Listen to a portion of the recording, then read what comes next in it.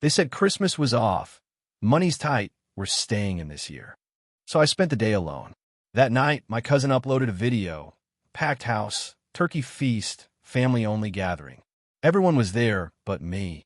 I stayed quiet until Dad messaged, "Can you help with the mortgage again?" I answered, "Ask the family you picked," then ended every payment and watched the chaos unfold. Can you imagine being told your family can't afford Christmas this year, so you spend it utterly alone, only to discover they threw a lavish party without you? What if that betrayal came after years of you sacrificing everything to keep them afloat? My name is Brittany, and I used to believe family was everything. Christmas, especially, was sacred to us. But one freezing December night, my entire world shattered. Trust me, you're going to want to hear how I went from heartbreak to hitting back. See, I grew up in Willowbrook, a small town in Arizona. My parents, Michael and Laura, along with my younger siblings, Josh and Katie, were my world. Christmas? Oh, Christmas was magic. My mom would turn our modest home into a winter wonderland. Dad would drive us around to see the lights with hot chocolate. We had all these silly traditions, matching pajamas, opening one gift each on Christmas Eve. Those memories were the bedrock of my childhood. I was always the driven one, the academic. I worked my tail off, got a scholarship to ASU, juggled part-time jobs, determined to make something of myself. Even then, family holidays were non-negotiable. Christmas especially. After college, I landed a dream job at Tech Fusion in Seattle.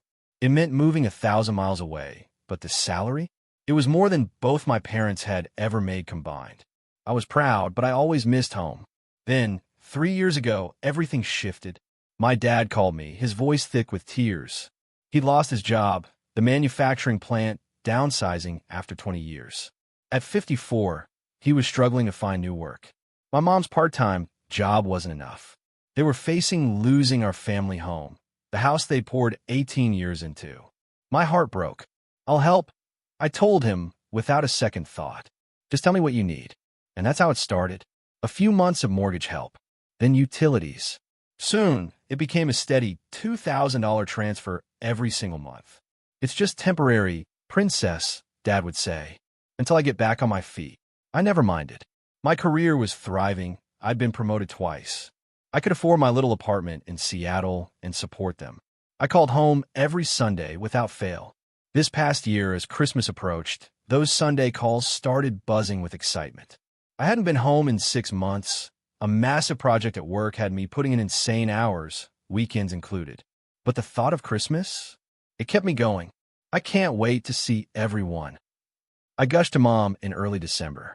"I've been saving all year for gifts." "We've missed you, sweetie," she'd replied. "Katie keeps asking when you're coming home." It felt so genuine. I poured hours into finding perfect gifts. For Dad, a fishing gear set he'd always wanted. For Mom, a locket with pictures of all her children. Josh got the latest gaming console. Katie, a new laptop for college. Even extended family got thoughtful presents. It cost a fortune, but I budgeted meticulously. After a year of supporting them, barely taking a day off, I felt like I deserved to splurge a little. My flight was booked for December 23rd, 10 glorious days with the people I loved most. My Seattle apartment, with its small artificial tree, felt cold compared to Mom's elaborate decorations. I worked late, sometimes till 10 p.m., clearing my schedule. My boss, Samantha, noticed. "You're really pushing yourself, Brittany," she'd said. "Make sure you enjoy your time off. You've earned it." "I will," I promised. Christmas with family is worth every late night. I dreamt of sledding with my siblings, baking gingerbread with Mom, Dad sneaking bites of dough. All of us gathered around the fireplace, Christmas music playing. That anticipation was my fuel. Support of my family financially was a heavy weight sometimes, but their joy on Christmas morning, the hugs, the laughter, that was my reward. My payoff for a year of sacrifices. 2 weeks before my flight, I shipped those carefully wrapped gifts home. "Keep them hidden, Mom." I texted. "These are special. Can't wait to see everyone's reaction." That was it. The last normal conversation we had. Everything changed after that. Then, 11 days before Christmas, the call came. I just dragged myself home from a grueling 10-hour day. Year-end reports finally done. My phone rang with Mom's familiar tone, and I answered, a smile already forming, expecting to finalize holiday plans. Brittany, honey. Her voice sounded strange. Hesitant. I need to talk to you about Christmas. My smile faltered. Something in her tone made me sink onto the couch. What about it? Is everything okay? Well, your father and we think it might be better to skip the big celebration this year, she stammered, her voice oddly distant. Money's just too tight, and we're feeling overwhelmed. I frowned, utterly confused. Mom, I've been helping with bills all year. I'm happy to bring extra for the holidays. It's not just that, she pushed on. We're just going to stay in this year. Nothing special. Maybe you should save your vacation days for another time. This made no sense. Christmas was our tradition. We'd celebrated through financial hardships far worse than this when I was a kid. Mom, I already bought all the gifts. They on their way. My flight's booked for next week. She sighed. The gifts are too much, Brittany. We can't match that kind of spending, and it makes everyone uncomfortable. A knot tightened in my stomach. I don't expect anything in return. I insisted. I just want to see everyone. We can do a simple celebration. I'll cook dinner myself. A muffled conversation on their end. Then Dad's voice cut in. Princess, he said, using my old nickname. We're just staying in this year. Nothing special. Just a quiet day for your mother and me. But what about Josh and Katie? The cousins? We always spend Christmas together. Everyone understands, he said, his tone firm. It's just 1 year. We'll do something next summer. I tried everything. Offered to book a restaurant. Offered to come for just 3 days instead of 10. Suggested only immediate family. Each suggestion was met with the same polite but firm rejection. We're just staying in. Nothing special this year. I hung up, deflated, but tried to be understanding. Maybe they really were overwhelmed. But canceling everything? It felt extreme. I can still send the gifts, right? I asked a last-ditch effort. If you want to, Mom replied, oddly disinterested. But don't expect anything elaborate in return. I sat on my couch, staring at my sad little Christmas tree. The excitement I'd felt for weeks had utterly evaporated, replaced by confusion, then a dull ache of disappointment. The next day, I canceled my flight. No refund, just a credit. Another sting. I texted Josh and Katie. Josh's reply was a terse, yet tough year. Katie didn't even respond, which was unlike her. Over the next few days, I kept trying to connect. A group video call on Christmas morning? Internet spotty, Mom claimed. A care package for our traditional Christmas breakfast? Watching our sugar intake, Dad texted back. Each rejection felt stranger than the last. My parents, health conscious? Our rural Arizona town, spotty internet? Something was definitely off, but I couldn't put my finger on it. A week before Christmas, tracking confirmed my gifts had been delivered. I texted Mom. Yes, got them, was her only reply. No excitement. No gratitude. No questions about what was inside. Just a cold confirmation, like I'd sent a box of paper clips. I called that evening, no answer. I left a cheerful voicemail, wishing them a peaceful holiday. They never called back. 3 days before Christmas, Dad texted, nothing special happening here Christmas Eve or day. Just staying in. Don't worry about calling. We might turn phones off to relax. A punch to the gut. Don't worry about calling? On Christmas? In 28 years, I'd never spent Christmas without talking to my family. Now, they were actively pushing me away. My siblings became increasingly distant too. Josh stopped replying. Katie said she was super busy with friends. My parents' messages grew shorter, rarer. Still, I kept sending cheerful messages, clinging to a sliver of hope that they'd reach out, change their minds, or at least show some warmth. I tried to ignore the growing dread. Those gifts, weeks of thoughtful selection, a chunk of my savings. The thought of them sitting unopened, or worse, unappreciated was agonizing. But it was the emotional investment that truly hurt. Each gift was a piece of my love, my desire to bring them joy. Christmas Eve arrived with a heavy snow blanketing Seattle. In years past, this would have been when I called home, all of us in our matching pajamas. This year, my calls went straight to voicemail. I fell asleep clutching my phone, praying for a message that never came. Christmas morning. Silence. No excited calls, no cheerful texts. Just the hum of my apartment and a neighbor's TV. My first Christmas alone in 28 years. The reality hit me like a physical blow. I checked my phone. Nothing. A stark emptiness reflected in the screen, mirroring the ache in my chest. "Merry Christmas to me," I whispered to the empty room. I'd made half-hearted attempts to decorate. A small artificial tree, a few gifts from coworkers, and my best friend, Amy. But now, these decorations felt like a cruel joke, sad imitations of real holiday warmth. I made coffee, trying to plan my day. I'd stupidly declined invitations from Seattle friends, still half believing my family would change their minds. Now, hours of solitude stretched before me. I called Mom and Dad's home phone, then their cell phones. All went to voicemail. I left a bright, cheerful message, trying to sound understanding. "Hi, Mom and Dad. Just wanted to wish you a very Merry Christmas. Hope you're having the peaceful day you wanted. Love you both, miss you, and hope you like the gifts." My voice sounded artificial, even to my own ears. I called Josh. "Katie." No answer. More upbeat messages, hiding the growing isolation. With all communication attempts exhausted, I put on some Christmas music and decided to cook a special meal for one. As I chopped and stirred, I found myself talking aloud, narrating my cooking like a TV show. Anything to fill the silence. Now for the glaze. Brown sugar, a bit of mustard. My voice echoed. I swallowed hard against the lump forming in my throat. By 3 p.m., my meal was ready. I set my small table, lit a candle, even put on a nice sweater. I refused to spend Christmas in pajamas. I took a picture of my plate, almost posted it, but stopped. I didn't want my family to see me alone. I didn't want their pity. The food tasted like nothing. Each bite was mechanical, joyless. Afterward, I opened my few gifts. A scarf from a coworker, wine from my boss. I saved Amy's for last. Inside, a beautiful photo frame with a picture of us at college graduation. "For your new place," her note read. "Never forget who's always in your corner. Love you, friend." Tears welled up. Amy and I had been inseparable since freshman year. She'd even invited me to Boston for Christmas, but the last-minute airfare was impossible. I texted her a photo of the frame. "Love it. Love you. Merry Christmas." Her reply came instantly. "Merry Christmas. How are you holding up alone?" I hesitated, then replied honestly. "Harder than I expected. No word from family yet." "That's weird," she wrote. "Have you checked social media?" Social media. I hadn't. I'd actively avoided it, not wanting to see everyone else's perfect family gatherings.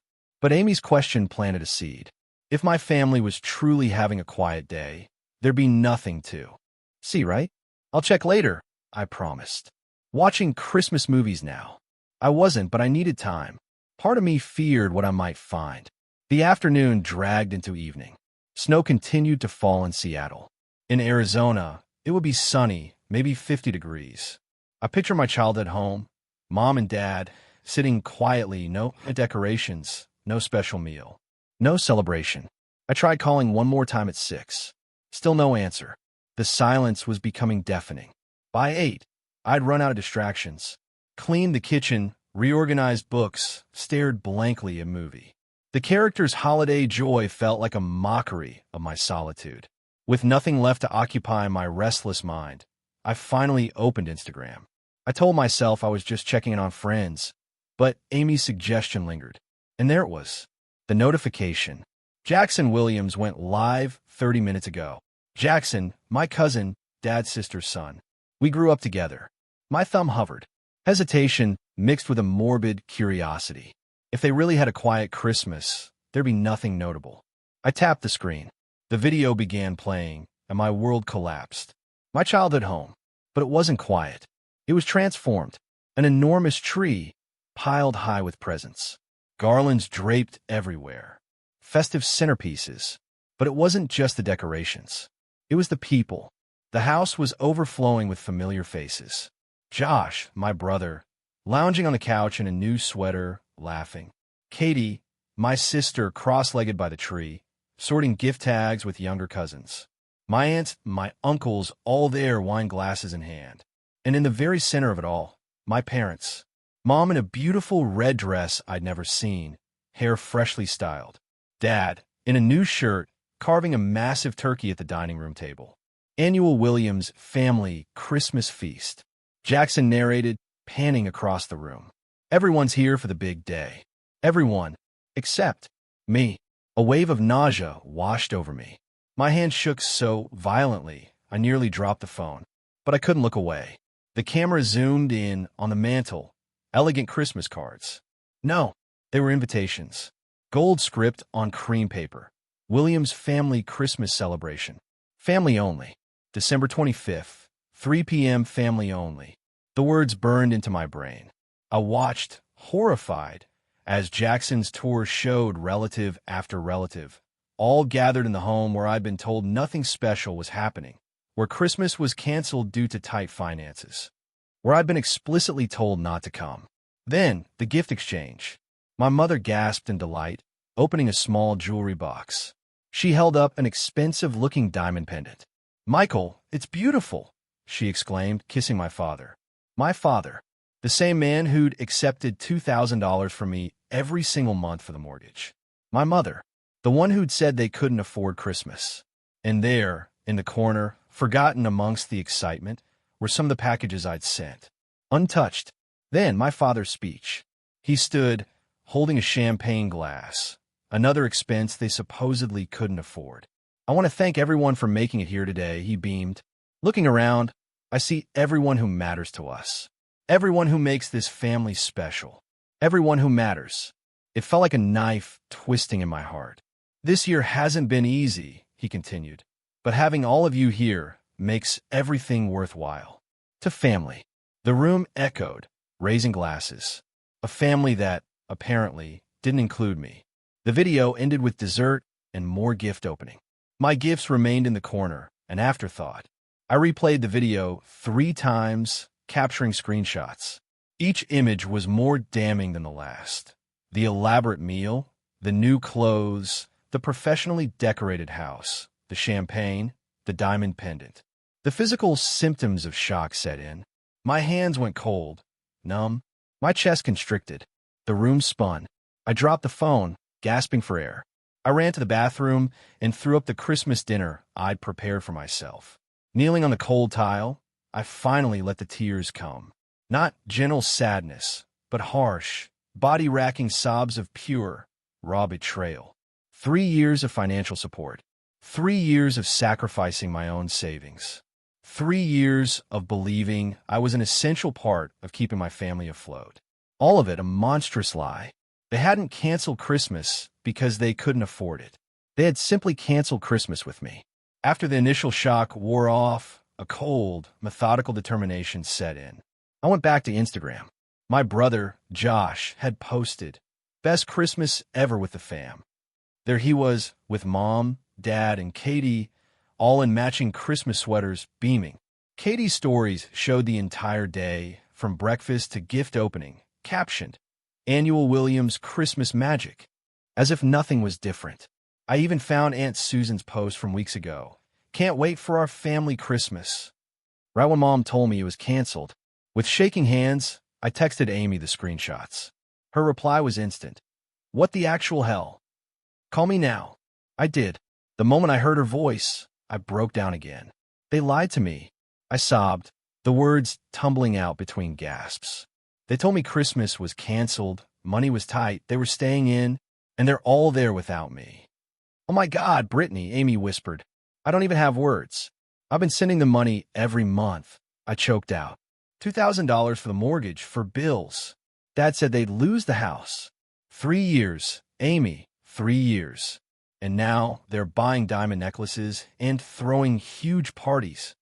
The outrage in her voice matched the fury simmering inside me. "I don't understand," I whispered, my voice small and broken. "What did I do wrong? Why wouldn't they want me there?" "You didn't do anything wrong, Brittany," Amy said firmly. "This is about them, not you. This is exploitation. They've been taking advantage of you." Exploitation. The word hit me hard. Was that it? Had my own family been using me? "I need to look at something," I said suddenly. "I'll call you back." I hung up and immediately opened my banking app. There it was, The recurring $2,000 transfer, first of every month for the past 36 months. $72,000. $72,000. I scrolled through texts from Dad. This helps so much, princess. Don't know what we'd do without you. Just until things turn around. I check my emails for additional financial help. Car repairs, medical bills, property taxes. Thousands more. Money I could have saved for my future, spent on their supposed survival. The betrayal deepened with every click. This wasn't a misunderstanding. It was a carefully constructed web of deception. I called Amy back. I need to see how long this has been happening, I said, my voice now eerily calm. The tears had stopped, replaced by a cold, focused anger. What are you going to do? She asked. I'm going to find out the truth, I replied. All of it. For the next few hours, Amy stayed on the phone as I dug, methodically, into my family's deception. The more I uncovered, the more extensive the betrayal became. I should check their other social media accounts, I murmured, my voice hollow. Do it, Amy encouraged. You deserve to know everything. I started with Facebook, where my parents were more active. Dad's profile showed countless gatherings I knew nothing about. Summer barbecues, a lavish Thanksgiving dinner, even a San Diego vacation in October. They told me they couldn't afford a vacation this year. I fumed to Amy, my voice rising in indignation. I offered to take them somewhere for their anniversary, and Mom said travel was too expensive. While you were working overtime to send them money, Amy added, disgust clear in her tone. Mom's profile was even worse. Photos of shopping sprees, expensive purchases, check-ins at upscale restaurants. A post from 2 months ago showed their new entertainment system, a massive flat-screen TV that must have cost at least $2,000, I whispered. The exact amount I sent them monthly for the mortgage. Amy, I think I've been funding their lifestyle, I said, the realization hitting me like a physical blow. Not their necessities. I suspected something was off, Amy admitted quietly. Remember when I visited you in Arizona? Your mom was wearing a designer watch, but they were still taking your emergency money. I remembered the watch. I dismissed it. Why didn't you say something? I wanted to ask, but she answered before I could. You were so convinced they needed your help, Brittany. You spoke with such pride. I didn't have proof they were taking advantage, just a feeling. I didn't want to hurt you without being certain. That conversation sparked a flood of missed warning signs. Dad's great deal on a new car, Mom's minor updates to the kitchen that photos now revealed as a high-end remodel. I returned to Instagram, scrolling back through Jackson's profile. 6 months ago, a post made my blood run cold. Another fantastic Williams family reunion. So great having everyone together. A photo of my entire extended family at a lakeside cabin. Everyone. There.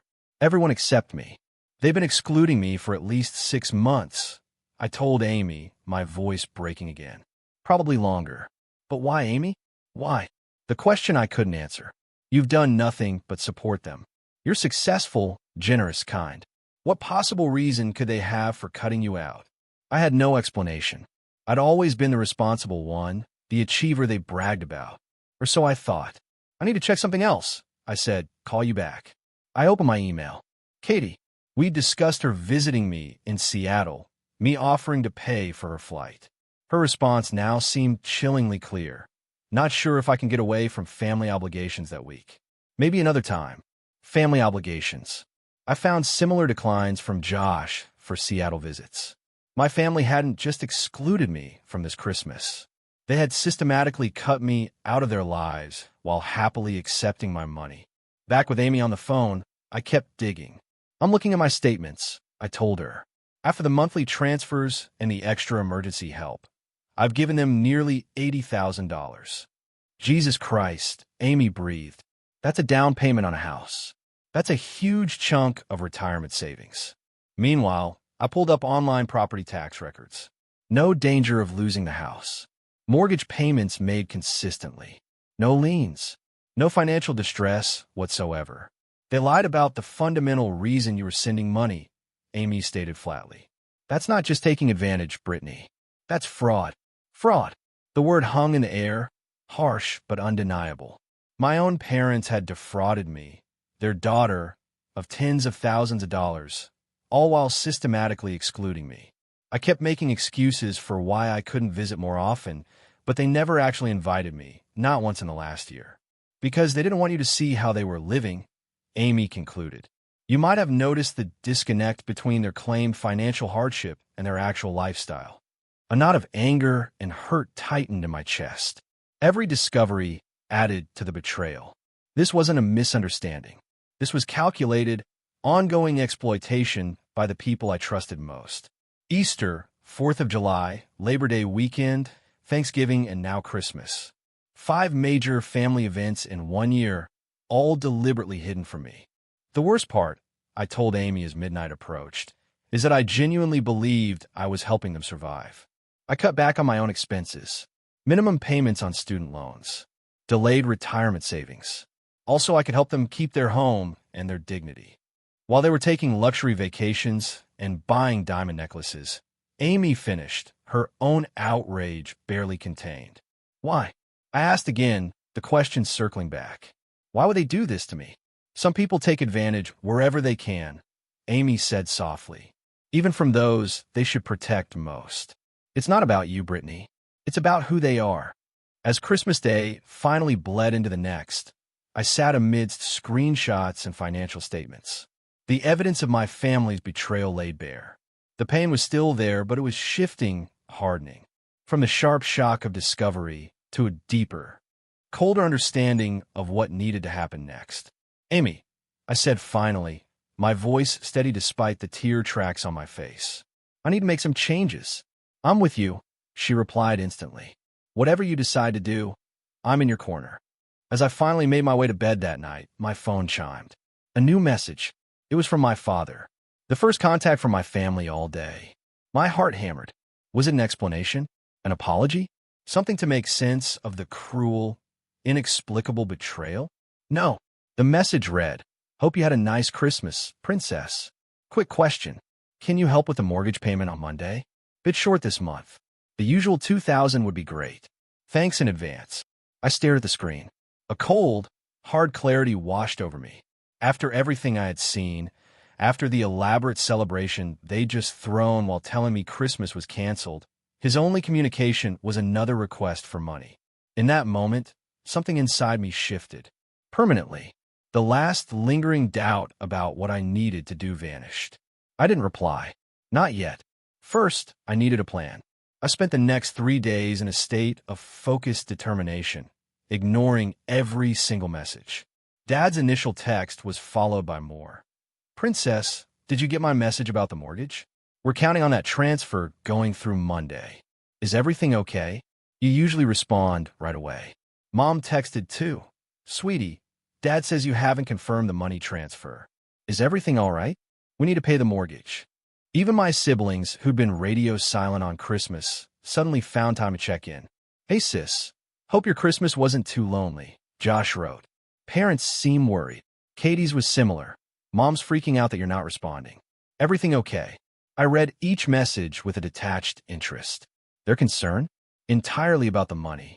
Not about my well-being after spending Christmas alone. Not one mention of the gathering. Not one acknowledgement of the lie. I didn't respond. Instead, I met with a financial advisor. I laid out the documentation. 3 years of $2,000 monthly transfers, plus thousands more in emergency help. These were presented as emergency assistance to save their home, I explained, but I've discovered they were never in distress. The advisor, sympathetic, confirmed that without written agreements, it was all legally considered gifts. But we could stop the automatic transfers. We secured my accounts, changed passwords, set up alerts. My money was safe. Next, I video called Amy. "I'm ready to respond." I told her, my voice firm. "My finances are secure.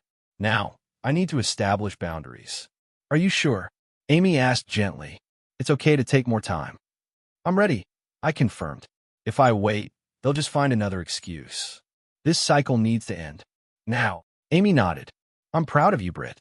Whatever happens, remember this is about protecting yourself, not punishing them, even if they deserve it." With my finances locked down and my resolve hardened, I finally replied to my father's text on the evening of December 28th, 3 days after Christmas. His most recent message had been urgent. Brittany, we need to know if the money is coming tomorrow. The mortgage payment is due. My reply was simple, impactful. Ask the family you chose. Within minutes, my phone exploded. Dad called. I declined. Mom called. Declined. Josh. Declined. Texts flooded in. Dad, what do you mean by that? Brittany, what's wrong? We need that money for the house. Sis, parents are freaking out. What did you say to Dad? He's really upset. I stayed silent, watching their panic unfold from a distance. It proved everything. Their entire concern revolved around the money, not me. Finally, after an hour of ignored calls, I sent a group message to my immediate family. Attached were the screenshots, images of the lavish Christmas gathering, the expensive gifts, the family-only invitations.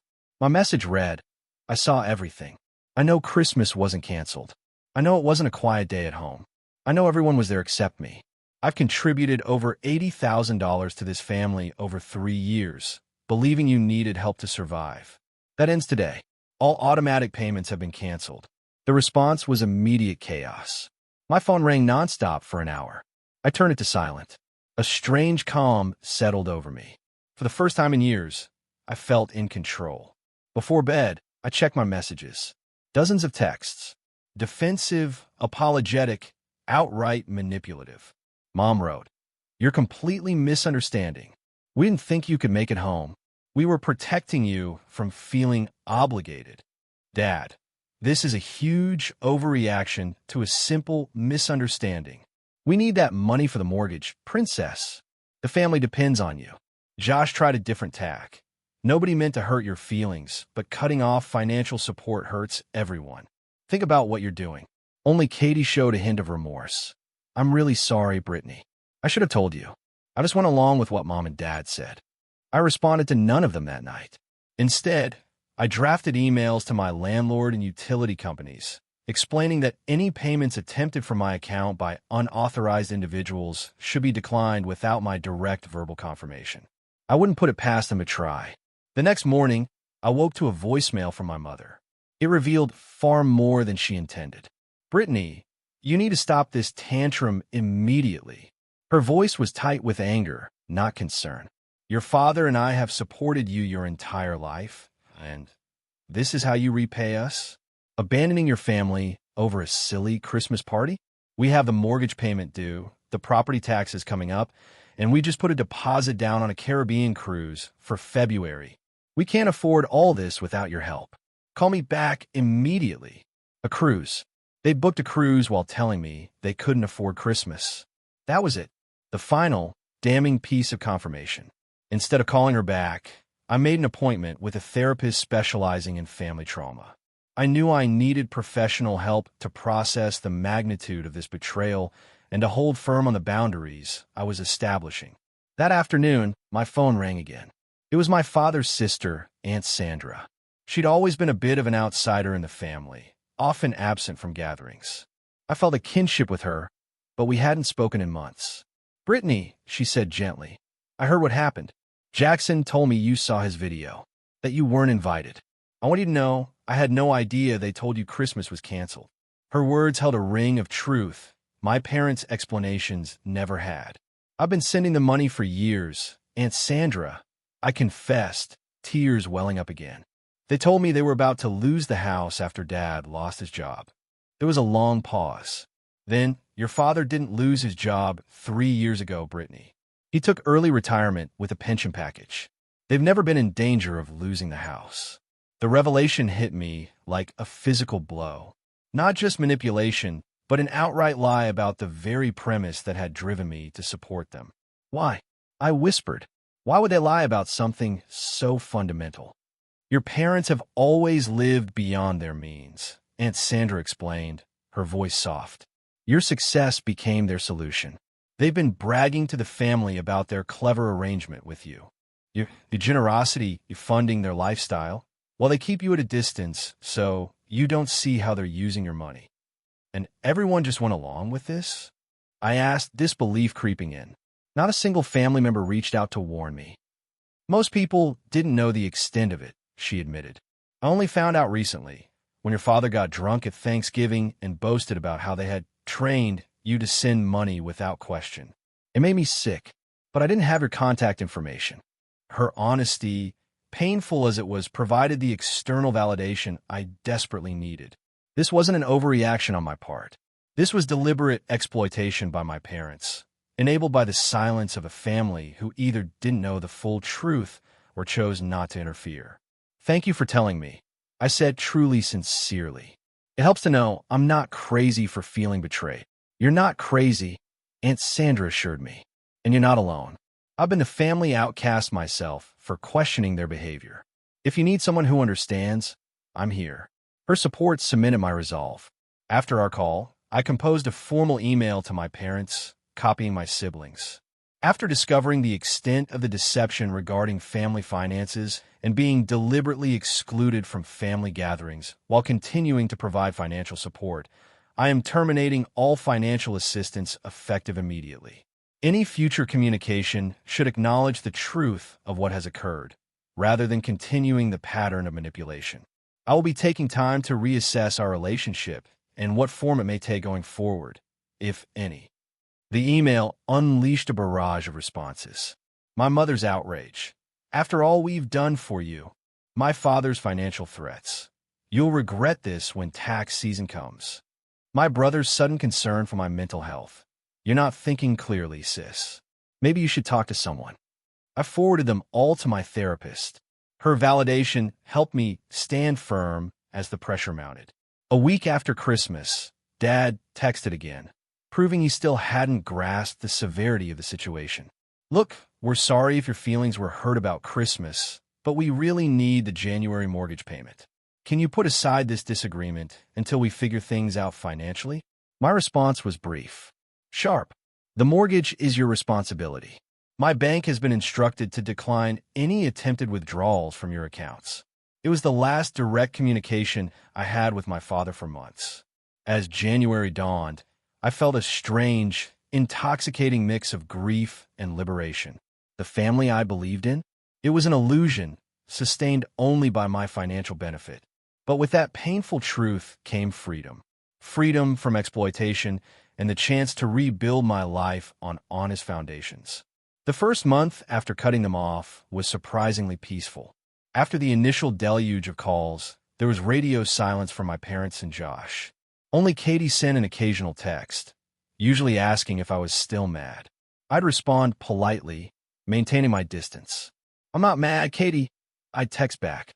I'm protecting myself from further exploitation. There's a difference.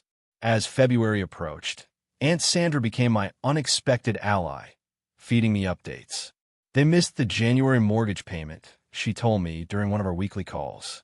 Your father's been asking other family members for loans. Are people giving them money? I asked, a knot of worry forming that someone else would become their next victim. No, she said, a hint of satisfaction in her voice. Your courage in standing up to them exposed their pattern. Nobody wants to be the next Britney. While I took no pleasure in their struggles, there was a certain justice in them finally facing the consequences of their own choices. For too long, they'd lived beyond their means on my unwitting dime. Now they had to adjust. In my own life, I started feeling the incredible benefits of reclaiming my finances. For the first time in 3 years, I had an extra $2,000 every month. I poured it into my future, increased retirement contributions, started building a proper emergency fund, even researched first-time homebuyer programs. It's amazing how much more secure I feel, I told Amy on a video call. I hadn't realized how much stress I was carrying, always worrying about their next crisis. Because there's always a next crisis, Amy pointed out. By design, she was right. Always a broken water heater, car repairs, medical bills. Each crisis perfectly timed to maximize my obligation and keep me from questioning.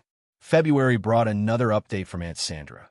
Mom and Dad had canceled their cruise, unable to make the final payment without my contribution. Mom even posted on social media, lamenting they had to cancel due to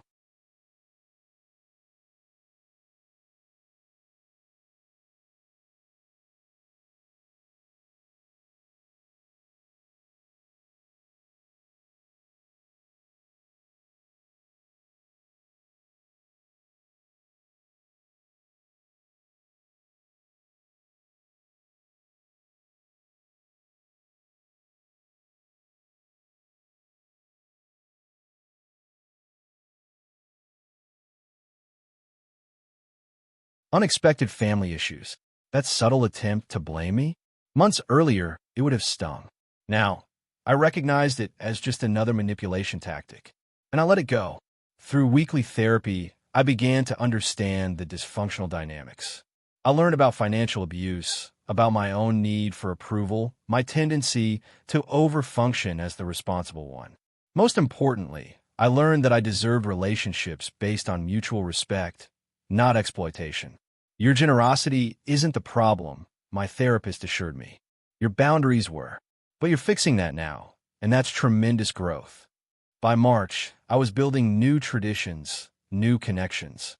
I joined a hiking group, said yes to dinner invitations from coworkers I'd previously declined, and even started dating again after a 2-year hiatus. I met David, a kind environmental engineer who valued honest communication above all else. I've been so focused on proving my worth through sacrifice, I told him on our third date, after sharing a simplified version of my story. I forgot that relationships should add to your life, not drain it. Healthy love multiplies resources, he agreed. It doesn't deplete them. As spring arrived, the first communication from my family not centered around money or manipulation arrived. It was a handwritten letter from Josh in early April. I've been thinking a lot about Christmas and everything that happened after, he wrote. At first, I was angry with you for cutting off Mom and Dad financially.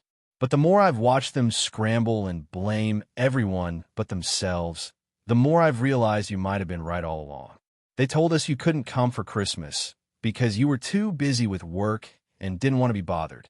We believed them because it was easier than questioning. I'm sorry for my part in hurting you. I should have reached out directly. He continued, detailing how Mom and Dad's financial situation had deteriorated, downsizing cars, considering selling the house, arguing constantly about money. I don't tell you this to make you feel guilty, he clarified. You have nothing to feel guilty about.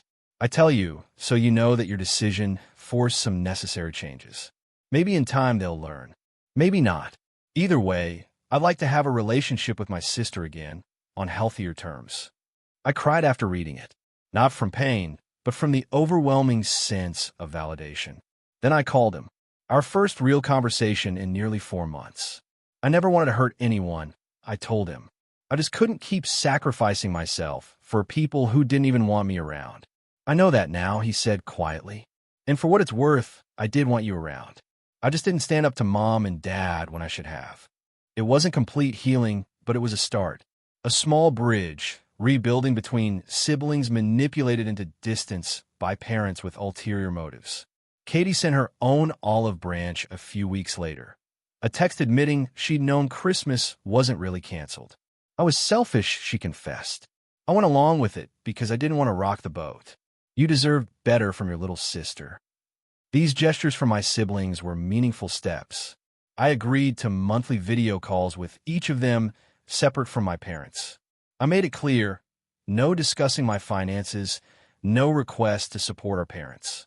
My relationship with Mom and Dad will develop on its own timeline, if at all, I explained to Katie.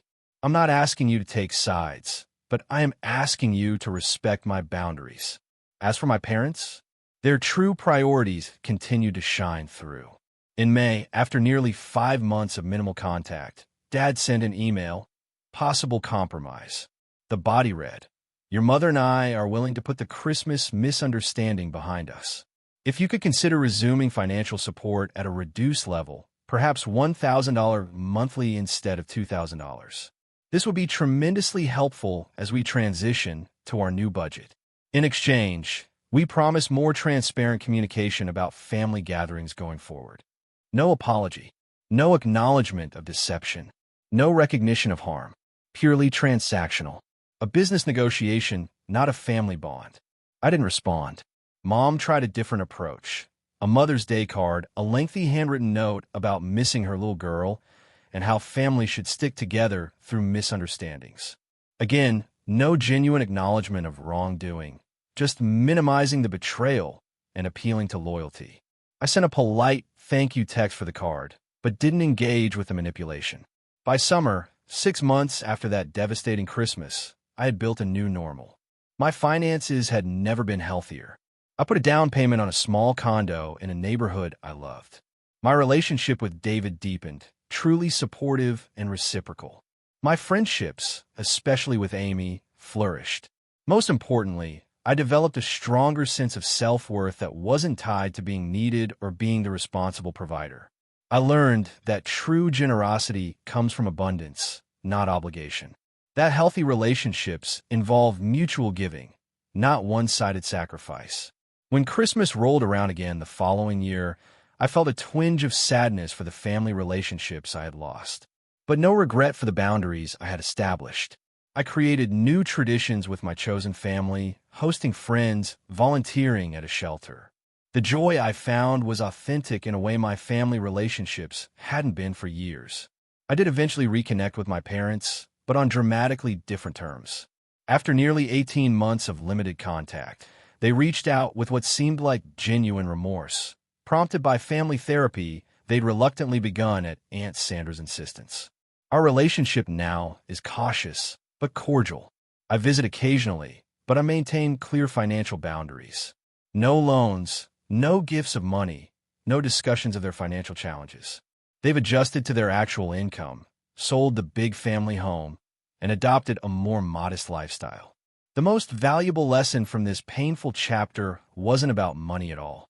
It was about recognizing that family should be defined by mutual care, respect, and honesty, not by DNA or obligation. It was about learning that sometimes the most loving thing you can do for others is to stop enabling harmful patterns, even when that choice brings short-term pain. And it was about discovering that my worth was never tied to what I could provide or sacrifice, but to who I am as a person worthy of authentic connection. The Christmas that was canceled turned out to be the greatest gift I ever received. Not a celebration of family, but a revelation of truth that allowed me to reclaim my life and rebuild it on foundations of genuine love and respect. So, tell me, have you ever had to create strong boundaries with family members, even when it felt incredibly difficult? What was your experience like? Share your thoughts in the comments below. I'd really love to hear them. If this story resonated with you, please hit that like button, subscribe for more personal stories, and share this with anyone who might need to hear this message today. Thank you for listening to my journey. And remember, sometimes the family we choose is more important than the family we're born into.